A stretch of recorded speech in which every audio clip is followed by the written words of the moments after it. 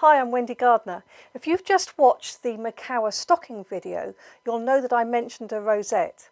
So using that same panel, I cut these beautiful strips that are on the edge of the panel. And then having cut the strips off, I have turned one into a circle by sewing the short ends together. And now I'm just going to gather along one edge. Now I did cut one of the edges with pinking shears so that it can be left raw. It's a very quick way of doing a rosette. So just gather along all the way around the circle along one edge, and I'm stitching about 1/4 of an inch or 6mm away from the edge of the fabric.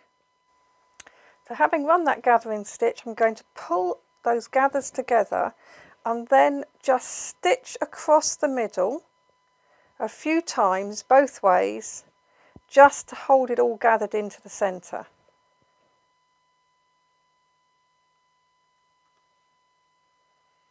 Flip it over to check it looks okay from the right side, and that's beautifully gathered. Now I've done the same thing to another piece, exactly the same, so I'm going to pop that one on top and then using that same thread stitch up through and down again to hold those two together. So you can see how quick this is and how effective, and of course you can use as many layers as you like.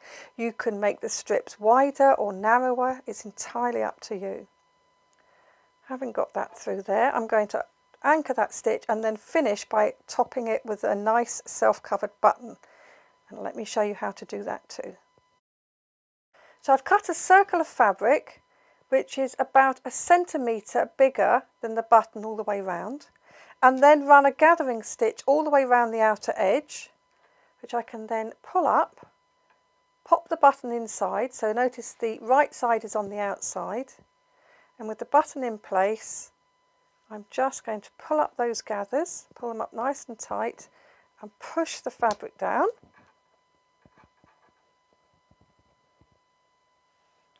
It's hard to show this on camera and do it, but let's see if I can.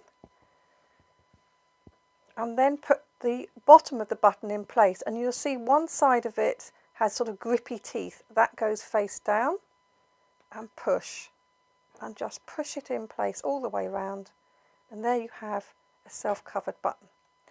And that button's now ready to be stitched into the centre of my flower.